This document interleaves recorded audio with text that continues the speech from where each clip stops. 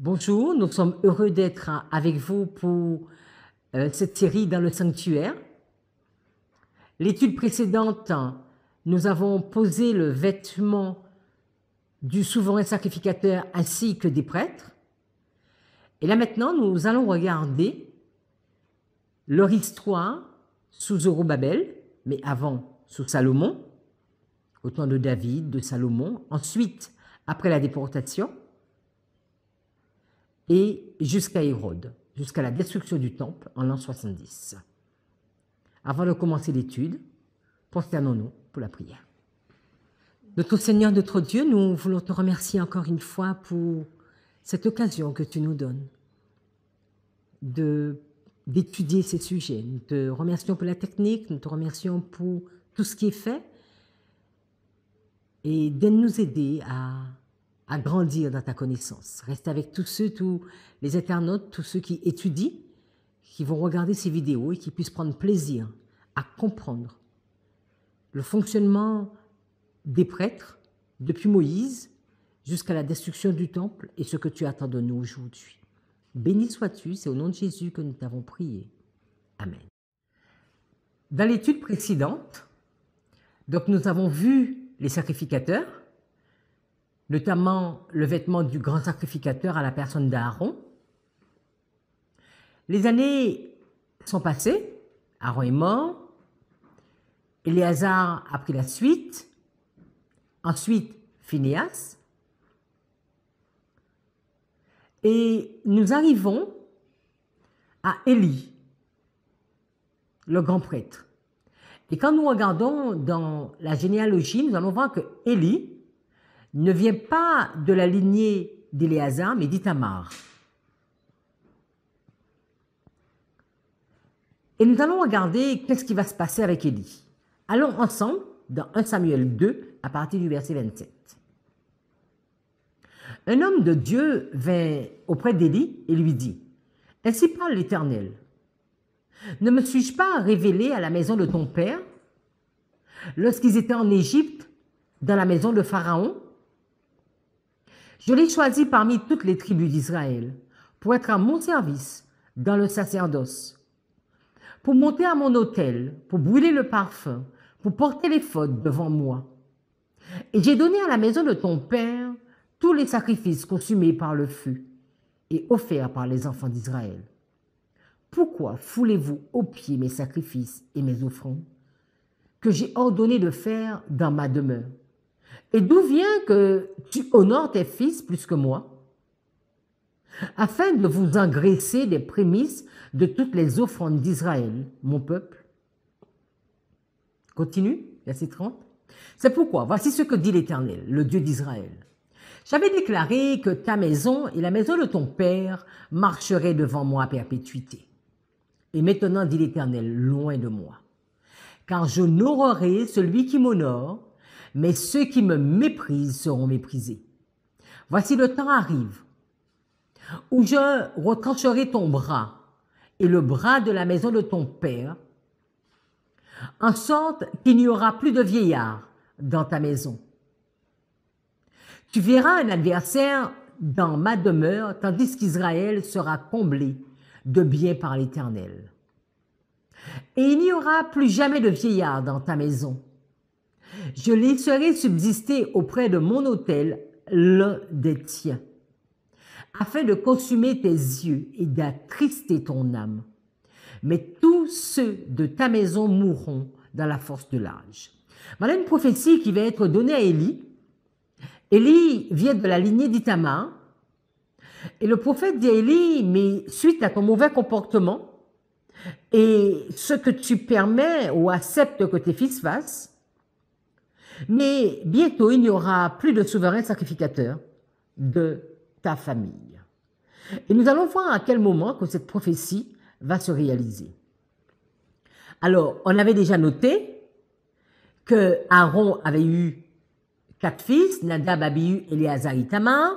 Nadab et Abihu sont morts très tôt dans leur fonction. Et on a continué avec Éléazar et Ithamar. Éléazar a été grand prêtre, en plus après Phinéas. Et à un moment, on trouve Élie après Phinéas, on va trouver Élie comme grand prêtre. donc sous Samuel. Élie va avoir deux fils, Phinéas et Ophni. Et Phinéas va avoir un fils, Achitub. Allons dans 1 Samuel 22, verset 15. Nous sommes dans l'histoire de David. Et nous allons voir ce qui va se passer sous le règne de David et de Saül. On sait que David, a plus d'une fois, fuyait devant Saül qui voulait de sa mort.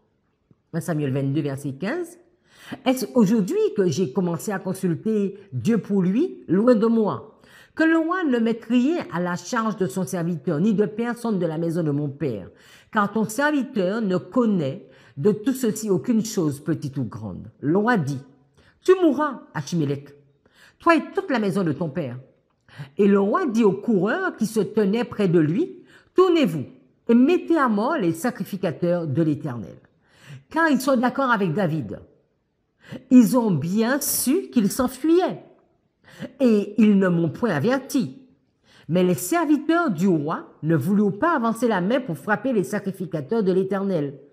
Alors le roi dit à Doeg, tourne-toi et frappe les sacrificateurs. Et Doeg, l'Édomite, se tourna et ce fut lui qui frappa les sacrificateurs. Il fit mourir en ce jour 85 hommes portant l'éphod de lin.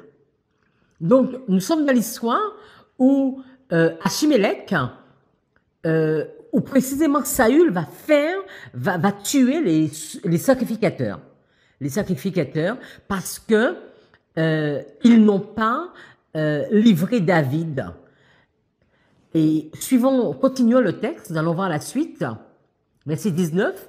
Saül frappa encore au tranchant de l'épée Nob, ville sacerdotale, hommes et femmes, enfants et nourrissons, bœufs, ânes et brebis tombèrent sur le tranchant de l'épée. Un fils d'Achimélec, donc fils d'Achitub, et vous vous souvenez, on avait dit Achitub, c'était le fils de Phinéas, donc de Élie. Donc, un fils d'Achimélec, fils d'Achitub, échappa. Son nom était Abiatar. Il s'enfuit auprès de David et lui rapporta que Saül avait tué les sacrificateurs de l'Éternel.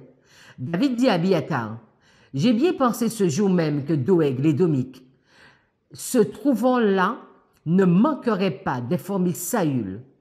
C'est moi qui suis cause de la mort de toutes les personnes de la maison de ton père. Reste avec moi, ne crains rien, car celui qui cherche ma vie cherche la tienne. Près de moi, tu seras bien gardé. » Et voilà, on va se retrouver avec Abiatar, petit-fils d'Élie, d'Itamar. Donc, quand on regarde, il y a Aaron, Nadab, Abihu, Éléazar et Itamar. Élie va avoir comme fils Phinéas et Ophni. Phinéas va avoir Achitub. Achitub aura comme souverain sacrificateur Achimélec. Saül va tuer tous ces sacrificateurs, Achimélec y compris, et Abiatar va se sauver et ira du côté de David. Et à la même époque, il y avait également avec Saül et avec Sadoc. Alors, quand on regarde dans 2 Samuel 19, verset 11, de son côté, le roi David envoya dire aux sacrificateurs Sadoc et Abiatar. Donc, on se retrouve avec deux souverains sacrificateurs, Sadoc et Abiatar. Saül est mort et David a gardé aussi bien Abiatar que Sadoc. Parlez aux anciens de Juda et dites-leur, pourquoi seriez-vous les derniers à ramener le roi dans sa maison? Donc, c'était un texte pour vous montrer qu'il y avait Sadoc et Abiatar du temps de David. Un autre texte, dans 2 Samuel 20, verset 25, Shéja était secrétaire, Sadoc et Abiatar étaient sacrificateurs. 1 roi 2, 35, le roi mit à la tête de l'armée Benaja, fils de Jéhojada, en remplacement de Joab, et il mit le sacrificateur Sadoc à la place d'Abiatar. C'est ce qu'on verra, à quel moment que Abiatar va être enlevé complètement, et il n'y a que Sadoc qui va rester. Alors, ça va se passer, je pense que vous vous souvenez de cette histoire avec Salomon. Si vous ne vous en souvenez pas, je vous invite à regarder la série Palmoni, notamment les 46 rois. David est roi, et David va dire que le prochain roi, en tout cas le roi qui va succéder, ce sera Salomon. On sait ce qui s'est passé avec Absalom, et notamment avec Adonijah. Et Adonijah va s'autoproclamer roi. Et quand Adonijah va s'autoproclamer roi, on va se rendre compte que c'est Abiathar qui était avec Adonijah. Et que Sadoc n'avait pas été invité. Lisons le texte dans 1 roi 1 verset 24. Nathan dit, ô roi mon seigneur, c'est donc toi qui as dit Adonijah régnera après moi et s'assiera sur mon trône? Car il est descendu aujourd'hui à tuer des bœufs, des veaux gras et des brebis en quantité.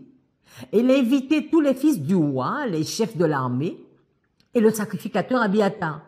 Et voici, ils mangent et boivent devant lui. Et ils disent, vive le roi Adonijah, verset 26. Mais il n'a invité ni moi, qui suis ton serviteur, ni le sacrificateur Sadoc, ni Benaja, fils de Jéhojada, ni Salomon, ton serviteur. Verset 32. Le roi David dit, appelez-moi le sacrificateur Sadoc, Nathan le prophète et Benaja, fils de Jéhojada. Ils entrèrent en présence du roi. Et au verset 34, là, le sacrificateur Sadoc et Nathan le prophète loindront pour roi sur Israël. Vous sonnerez de la trompette et vous direz, vive le roi Salomon. Et donc, David meurt, Salomon, il devient roi, et Salomon, il va enlever Abiathar de son poste parce que Abiathar avait conspiré contre lui pour mettre Adonijah en place.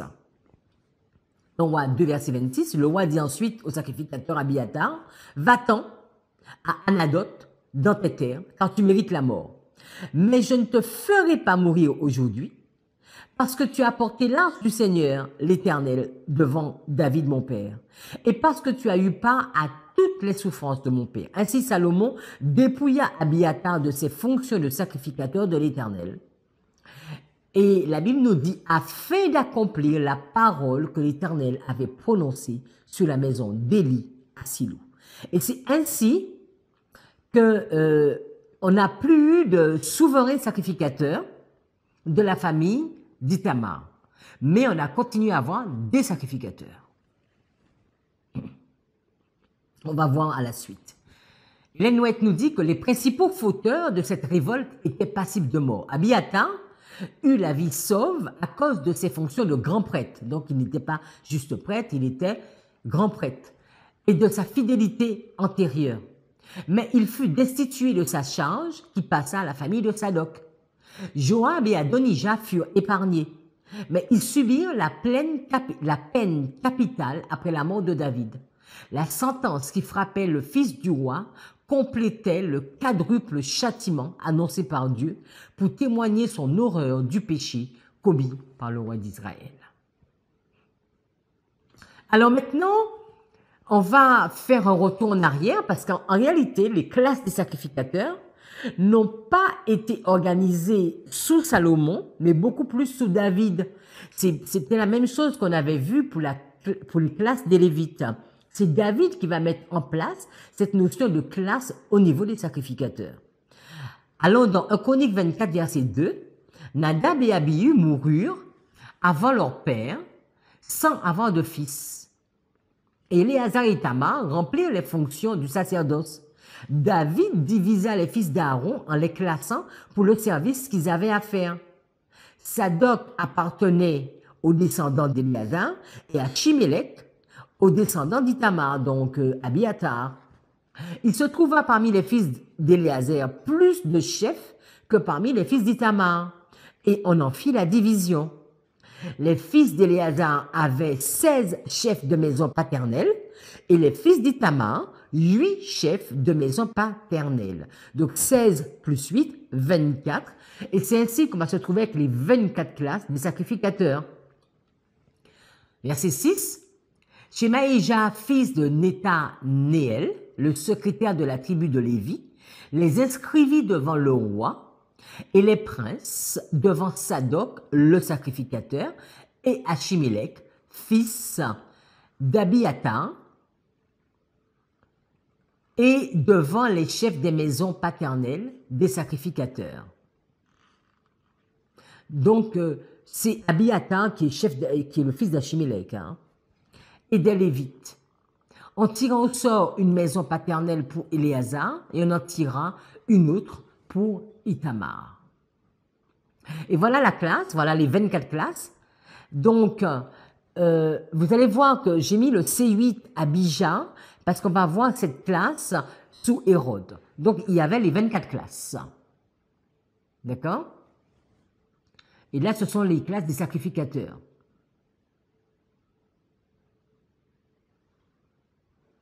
Et ici, on a résumé les sacrificateurs avec les Lévites. Donc, il est noté qu'il y avait 24 classes de sacrificateurs, il y avait 24 classes de chantres, 24 classes d'intendants et 24 classes de portiers. Donc, chacun avait son poste et son rôle. D'accord? Et en bas, vous avez, en fonction des couleurs, des codes couleurs, pour savoir de quelle famille.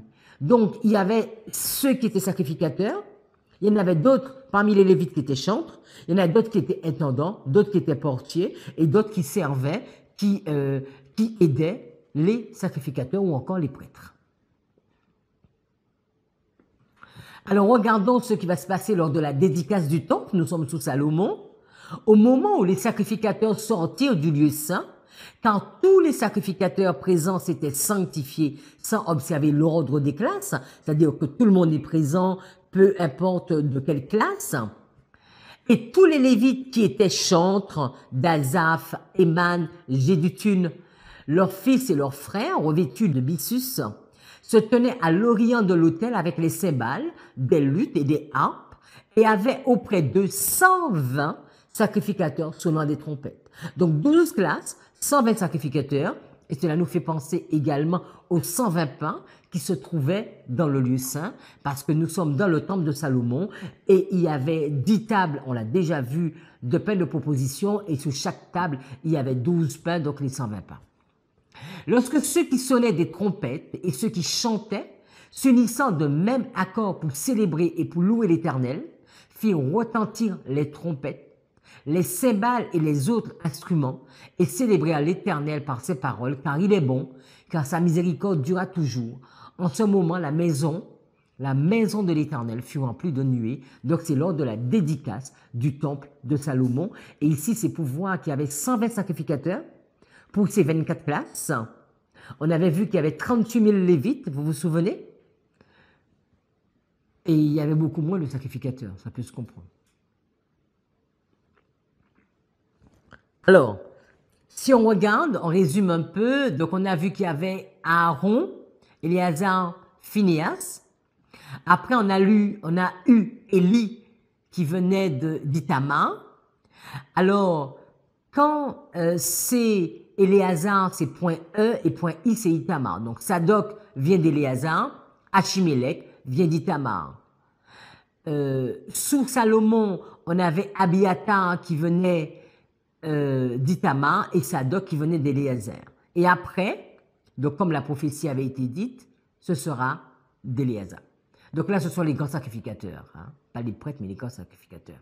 Donc sous Josaphat, on aura Amaria comme grand sacrificateur, sous Joas, Jéhojada, sous Akaz, on aura Uri, sous Ézéchias, on aura Azaria comme grand sacrificateur, sous Josias, on a eu Ilkija, et sous Sédécias, on a eu Séraja.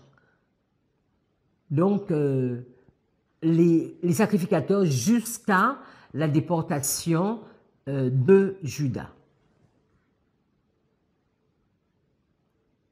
Donc, là maintenant, on va passer, on va voir, donc ils sont partis en captivité, on va voir les sacrificateurs.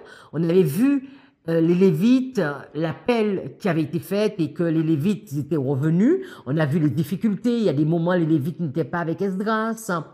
Et on va voir qu'est-ce qui s'était passé. Est-ce que les prêtres ont été plus motivés pour retourner et construire le temple de l'Éternel. Donc là, nous sommes sous Cyrus.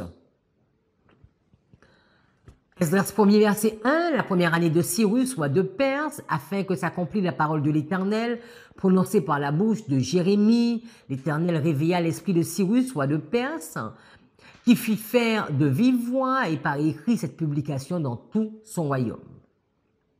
Ainsi parle Cyrus, roi des Perses, l'Éternel, le Dieu des cieux, m'a donné tous les royaumes de la terre et il m'a commandé de lui bâtir une maison à Jérusalem, en Juda. Qui d'entre vous est de son peuple? Que son Dieu soit avec lui et qu'il monte à Jérusalem en Juda et bâtisse la maison de l'Éternel, le Dieu d'Israël, c'est le Dieu qui est à Jérusalem. Verset 5. Les chefs de famille de Juda et de Benjamin, les sacrificateurs et les Lévites et tous ceux dont Dieu réveilla l'esprit se levèrent pour aller bâtir la maison de l'Éternel à Jérusalem. Donc on voit des sacrificateurs qui se lèvent pour pouvoir construire la maison de l'Éternel. Quand on est au verset Esdras chapitre 2 verset 1, il nous est dit, voici ceux de la province qui revinrent de l'exil, ceux que Nebuchadnezzar, roi de Babylone, avait emmenés captifs à Babylone, et qui retournèrent à Jérusalem et en Juda, chacun dans sa ville. Ils partirent avec Zorobabel, donc on va noter Josué en gras, parce que c'est Josué qui est le souverain sacrificateur, on va le voir.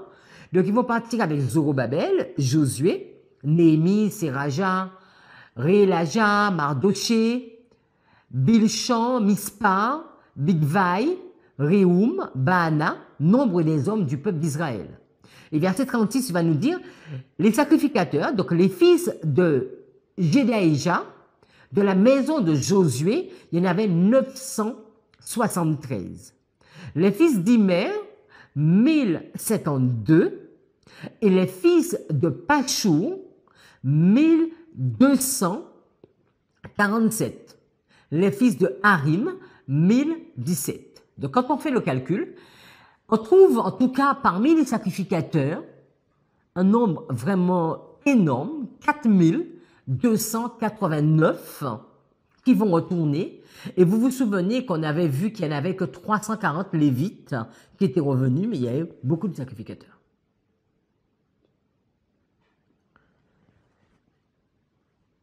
Alors, nous savons que Josué, c'était le grand prêtre, puisque dans cette même période, Dieu va interpeller Zacharie et Agé. Et si on va dans Zacharie chapitre 1er verset 7, on sait que le deuxième groupe qui va se lever pour construire ce temple, c'est Zacharie. Qu'est-ce qu'il nous est dit?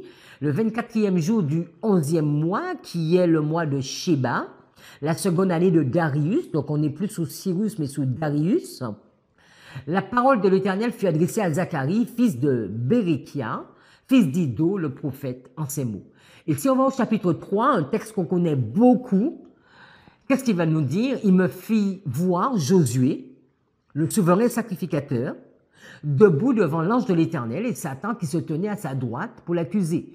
L'Éternel qui dit à Satan que l'Éternel te réprime, Satan, que l'Éternel te réprime, lui qui a choisi Jérusalem. N'est-ce pas là un tison arraché du feu? Or Josué était couvert de vêtements sales et se tenait debout devant l'ange. L'ange, prenant la parole, dit à ceux qui étaient avec lui, « ôtez-lui les vêtements sales », puis il dit à Josué, « Vois, je t'enlève ton iniquité et je te revêts d'habits de fête. Je dis qu'on mette sur sa tête un turban pur, et ils mirent un turban pur sur sa tête, et ils lui mirent des vêtements. L'ange de l'Éternel était là. » Nous comprenons que c'est un texte très prophétique, mais également littéral, parce que là, il va être donné à Josué, le grand sacrificateur, de se revêtir de ses vêtements, comme à Aaron, il lui avait été demandé de se revêtir de ses vêtements et de mettre sur cette tiare, de mettre cet écriteau, sainteté à l'Éternel. Et l'Éternel, qu'est-ce qu'il va faire? On est de retour de la captivité. Il va enlever l'iniquité de Josué, ce grand sacrificateur, et il va lui mettre des vêtements et également un turban sur sa tête. Donc, Josué a ce vêtement du grand sacrificateur parce qu'il est grand sacrificateur. Il a ce turban posé sur son front Et Dieu qui lui montre, qui lui dit, et qui, en tout cas, qui donne ce message à Zacharie pour lui dire de rassurer Josué qu'il est un sacrificateur aimé de Dieu. Continuons le texte. L'ange de l'Éternel fit à Josué cette déclaration. Ainsi parle l'Éternel des armées. Si tu marches dans mes voies et si tu observes mes ordres, tu jugeras ma maison et tu garderas mes parvis. Et je te donnerai libre accès parmi ceux qui sont ici. Écoute donc, Josué, souverain sacrificateur, toi et tes compagnons qui sont assis devant toi, car ce sont des hommes qui serviront de signes. Voici, je ferai venir mon serviteur, le germe. Car voici, pour ce qui est de la pierre que j'ai placée devant Josué, il y a 7 yeux sous cette pierre, sous cette seule pierre. Voici, je graverai moi-même ce qui doit y être gravé, dit l'Éternel des armées. J'enlèverai l'iniquité de ce pays en un jour. En ce jour-là, dit l'Éternel des armées, vous inviterez les uns les autres sous la vigne et sous le figuier. Donc, on ne va pas rentrer dans l'explication de tout ce texte, qui est un sujet très beau et très prophétique. Continuons. Alors, le troisième groupe va arriver avec Esdras. Et on avait vu que sous Esdras, les Lévites étaient vraiment fait prier. Parce que quand Esdras avait regardé, il n'avait pas trouvé de Lévites. Et il va envoyer des hommes, des responsables les chercher. Et il y en a 38 Lévites qui vont répondre à l'appel. Mais, Dieu merci, les sacrificateurs, alors qu'il y avait un grand nombre qui était déjà parti sous Josué, sous Zorobabel, à cette époque, il va y également avoir un nombre de sacrificateurs des sacrificateurs qui vont répondre à l'appel sous Esdras. Dans Esdras 8, verset 1, il est dit, « Voici les chefs de famille et les généalogies de ceux qui montèrent avec moi de Babylone, sous le règne du roi Artaxerxès. Les fils de Phinéas, d'accord, Gershom, donc on se souvient que Phinéas, le fils d'Ithamar, d'Élie, de cette tranche, donc Phinéas, il y avait Gershom, des fils d'Ithamar, Daniel, des fils de David, Achush, donc les sacrificateurs. Je les rassemblai près du fleuve qui coule vers Ahava, et nous campâmes là 3 jours. Je dirigeai mon attention sur le peuple et sur les sacrificateurs, et je ne trouvai là aucun des fils de Lévi, mais il y avait des sacrificateurs présents. Nous continuons. Nous savons que Esdras était un prêtre. Il nous est dit, Esdras 7, verset 1, après ces choses, sous le règne d'Artaxerxès, roi de Perse, vint Esdras, fils de Séraja, Azaria de Ilkija, fils de Shaloum, fils de Sadok, vous vous souvenez, fils d'Achitub, donc on est dans la lignée d'Éléazar, fils d'Amaria, fils d'Azaria, fils de Merajot, fils de Zécharia, fils d'Ouzi, fils de Buki, fils d'Aboucha, fils de Phinéas, fils d'Éléazar, fils d'Aaron, le souverain sacrificateur. Donc Aaron, souverain sacrificateur, et on a Esdras qui est de cette lignée. Cet Esdras vient de Babylone, c'était un scribe versé dans la loi de Moïse, donné par l'Éternel, le Dieu d'Israël, et comme la main de l'Éternel, son Dieu était sur lui, le roi lui accorda tout ce qu'il lui avait demandé. Donc nous ne sommes pas en train de dire qu'Esdras était souverain sacrificateur, mais il était un prêtre. Ellen White nous dit, Dieu choisit Esdras pour en faire un instrument de bénédiction envers Israël et pour qu'il redonne aux fonctions de prêtre l'honneur et la gloire qu'elles avaient perdues au cours de la captivité. Esdras devint un homme remarquable au point de vue des connaissances, un scribe versé dans la loi de Moïse. Ses caractéristiques le rendirent célèbre dans l'empire médo-persan. Donc on avait déjà vu qu'à chaque fois Dieu avait suscité des hommes pour vraiment montrer cette dignité, cette sainteté de la sacrificature. Alors, il y a eu un 4e groupe avec Néhémie. Nous savons que Néhémie est arrivé tout seul, mais Néhémie, quand il va arriver, il va rencontrer des sacrificateurs et le souverain sacrificateur. Et il nous est dit que le souverain sacrificateur, c'était Eliashib. Et on va voir d'où venait Eliashib. Eliashib, le souverain sacrificateur, se leva avec ses frères, les sacrificateurs, et ils bâtirent la porte des brebis. Ils la consacrèrent et en posèrent les battants. Et ils la consacrèrent depuis la tour de Méa jusqu'à la tour de Hananil. Au chapitre 3, le verset 20, il est dit, après lui, Baruch, fils de Zabaï, répara avec ardeur une autre portion depuis l'angle jusqu'à la porte de la maison d'Eliashib, le souverain sacrificateur. Donc ce n'est plus Josué, c'est Eliashib. Mais qui est Eliashib? Il nous est dit également dans verset 22, après lui travaillant les sacrificateurs des environs de Jérusalem. Donc tout ceci pour montrer que les sacrificateurs sont bien présents. Donc on va essayer de voir. Et Eliashib, mais c'est le petit-fils de Josué. Donc Josué, c'est le grand sacrificateur. Josué va engendrer Joachim, qui sera également souverain sacrificateur. Joachim va engendrer Eliashib. Eliashib va engendrer Jojada. Jojada va engendrer Jonathan. Et Jonathan va engendrer Jadoua. Et ce sont les souverains sacrificateurs qu'on aura après de retour de la captivité. Et verset 22, il nous est dit autant d'Eliashib, mais également de Jojada, de Jochanan et de Jadoua, les Lévites, chefs de famille et les sacrificateurs furent inscrits sous le règne de Darius. Donc ce texte nous montre qu'il y a eu comme souverain sacrificateur Eliashib, Jojada, Jochanan et Jadoua. Et on va voir un peu plus.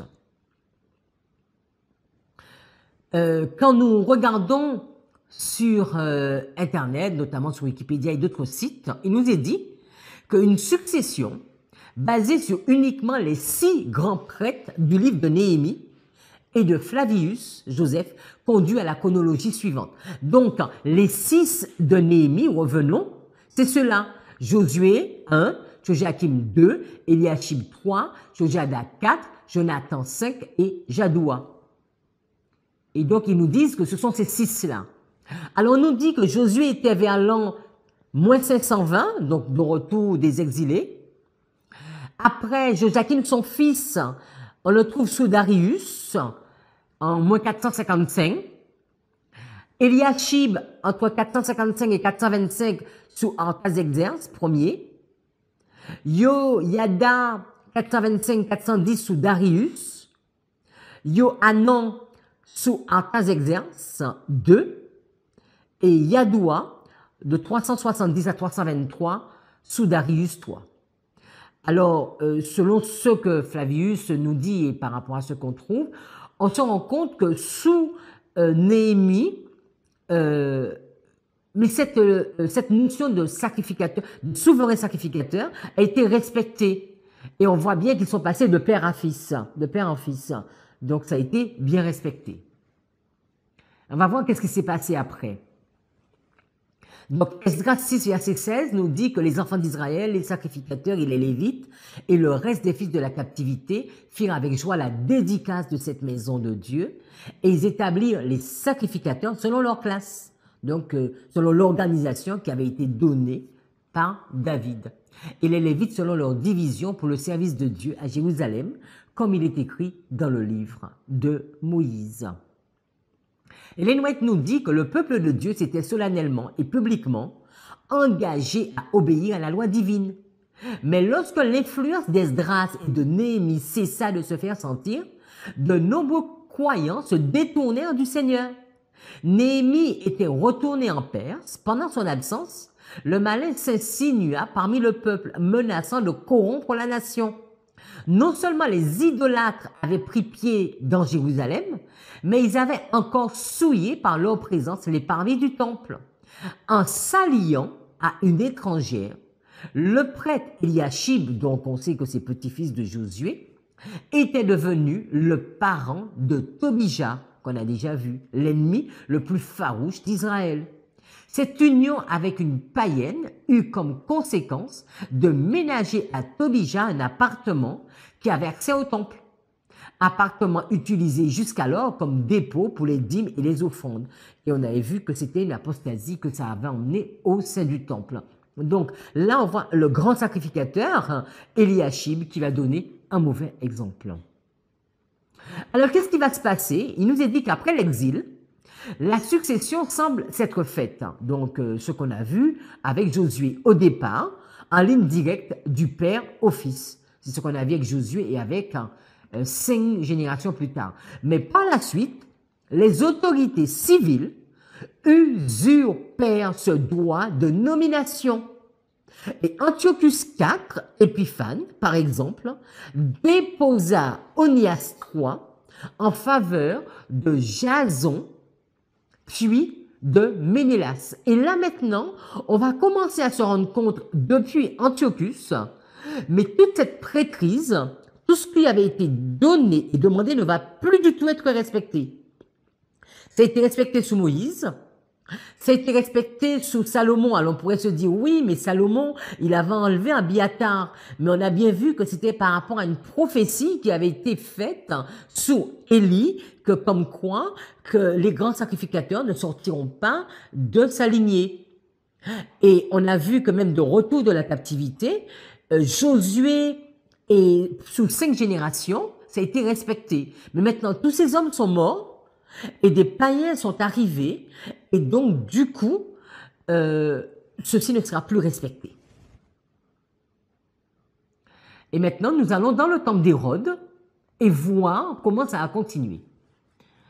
Il nous est dit que Aaron fut le premier grand prêtre, suivi de son fils Éléazar et de son petit-fils Phinéas, ce qu'on connaît déjà.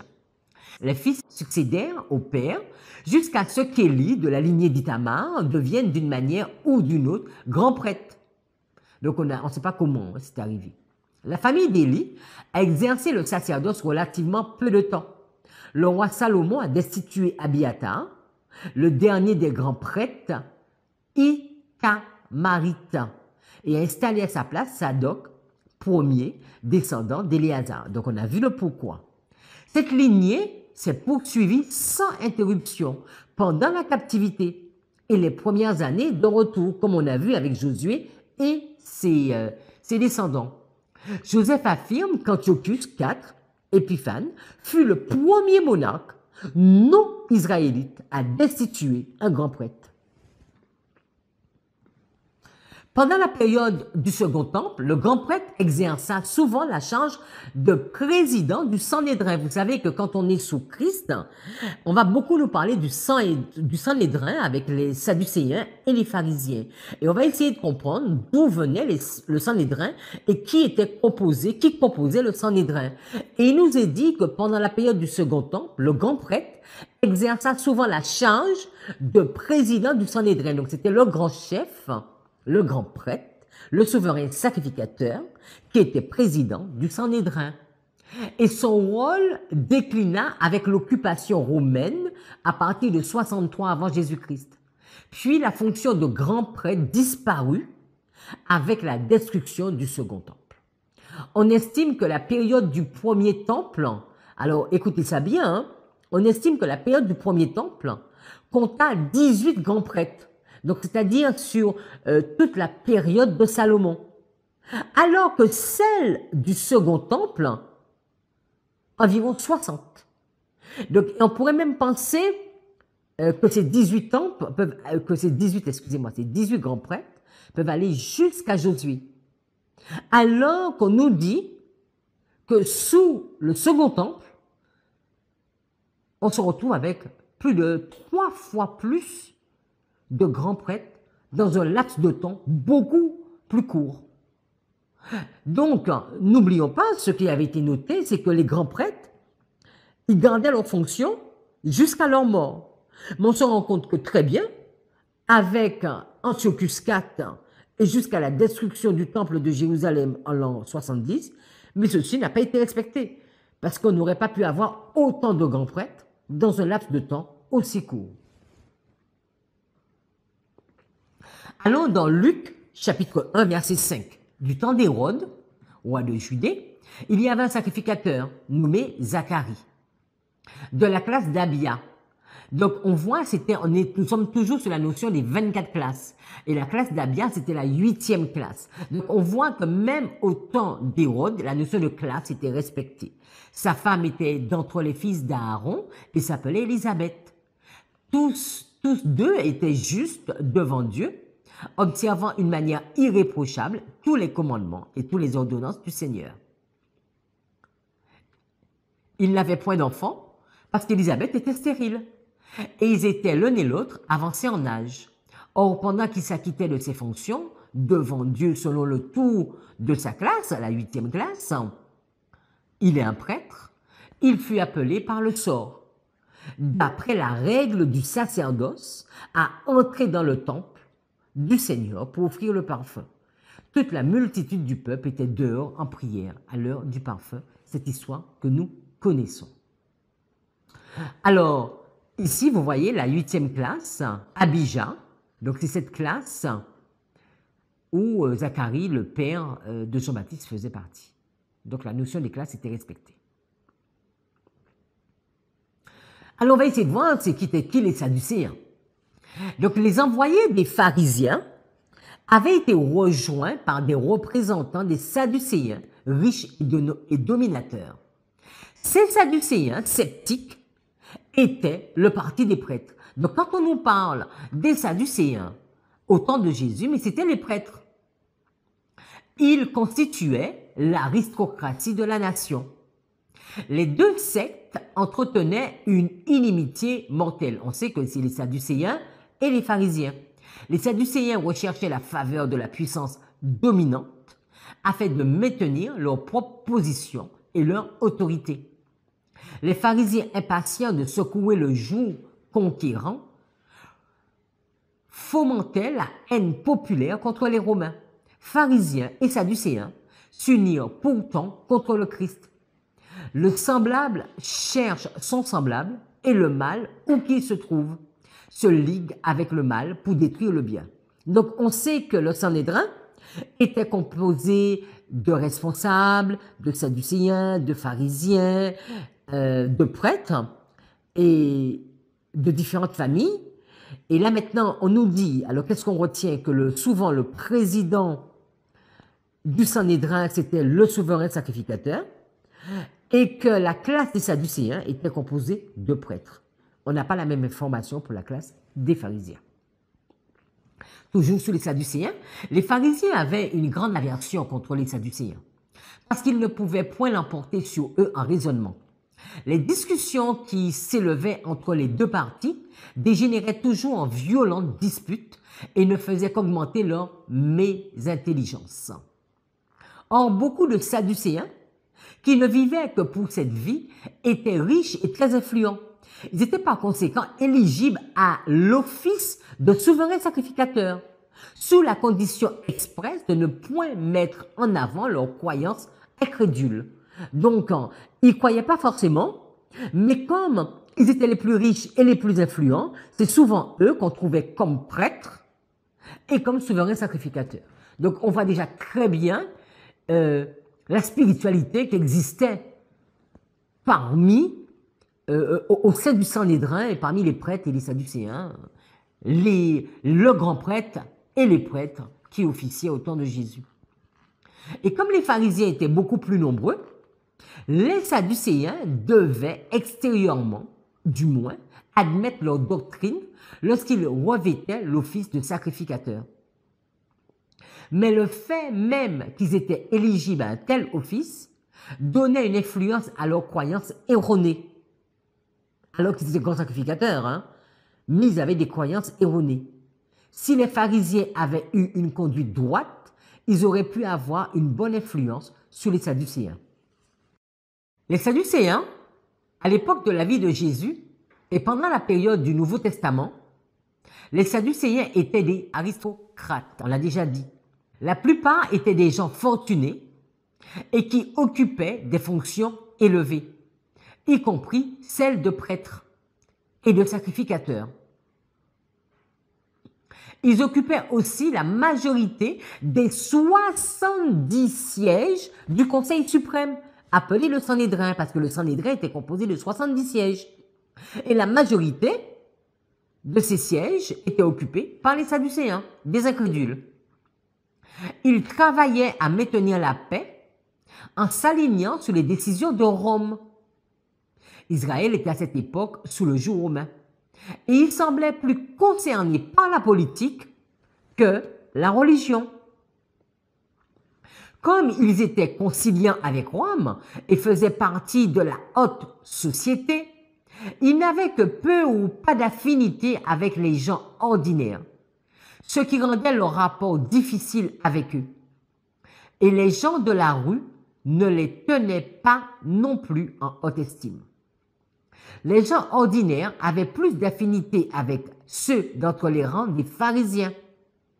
Bien que les Sadducéens occupaient la majorité des sièges, comme on l'a déjà dit, du Sanhédrin, l'histoire nous montre que la plupart du temps, ils devaient s'aligner sur les idées de la minorité pharisienne parce que ceux-ci avaient la faveur du peuple. Donc, il y a toutes les références. Alors, quelques textes où on voit des sacrificateurs dans la Bible. Dans Matthieu 26, verset 57, nous savons que pour la mort de notre Seigneur, notre grand sacrificateur à la personne de Jésus, il nous est dit, ceux qui avaient saisi Jésus l'emmenèrent chez le souverain sacrificateur. Et c'était qui à l'époque? C'était Caïphe. Au temps de Paul, on va trouver Anne, le souverain sacrificateur. Et également, on va trouver comme souverain sacrificateur Ananias. 5 jours après arriva le souverain sacrificateur Ananias, avec les anciens et un orateur nommé Tertulle. Ils portèrent plainte au gouverneur contre Paul. Alors, il est important de noter que Archiérus, donc celui qui était honoré du titre de souverain sacrificateur, il devait remplir les charges de sa fonction, mais son rôle principal était une fois par an, le jour de l'expiation, d'entrer dans le Saint des Saints que nous savons qui était vide, et d'y offrir les sacrifices pour les propres péchés et pour ceux du peuple. Il présidait le Sanhédrin, donc on a déjà vu, le Conseil suprême. Selon la loi mosaïque, nul ne pouvait aspirer à ce poste s'il n'était de la tribu d'Aaron, vous vous souvenez? Et s'il ne descendait d'une famille de souverains sacrificateurs. Et qu'on avait noté que la fonction était conservée jusqu'à la mort. Mais au temps d'Antiochus Épiphane, les princes hérodiens et les Romains s'arrogèrent le pouvoir des souverains sacrificateurs et la fonction ne fut plus héréditaire mais ni à vie. Et pendant les 107 ans qui séparent Hérode le Grand et la destruction de la ville sainte en l'an 70, il nous est dit que 28 personnes ont reçu cette dignité. Donc, on va compter 28 personnes en l'espace de 107 ans. Nous avons même pas 5 ans pour un souverain sacrificateur, alors que ce n'était pas du tout le plan de Dieu. La Bible ne dit pas grand-chose sur la lignée complète de grands prêtres et mentionne certains grands prêtres qui ont joué un rôle important dans l'histoire d'Israël au cours des époques judiciaires et royales. Flavius Joseph affirme que 82 hommes ont exercé la fonction de grand prêtre, donc depuis Aaron jusqu'à la destruction du temple. Donc 82. Et de ces 82, c'est important de noter les amis, 51. Donc 51 plus 31, ça fait 82. 51 d'entre eux ont exercé cette fonction à partir de la captivité babylonienne. Donc d'Aaron jusqu'à Sédécias, on a eu environ 31 grands prêtres. Et du retour de la captivité, alors qu'on sait que au moins sous Josué, c'est resté pendant 5 générations, ça a continué, on a eu 51 grands prêtres. Donc, et que 51 d'entre eux ont exercé cette fonction à partir de la captivité babylonienne, donc y compris Josué et ses fils. Joseph ne prétend pas connaître le nom de tous les hommes qui ont exercé la fonction de grand prêtre au cours de l'histoire. L'encyclopédie juive de 1906 présente une liste complète de ces 82 hommes d'Aaron à Phinéas, un grand prêtre élu pendant la guerre juive et tiré de la Bible, des Antiquités. Donc, si cela vous intéresse, je vous invite à regarder la liste.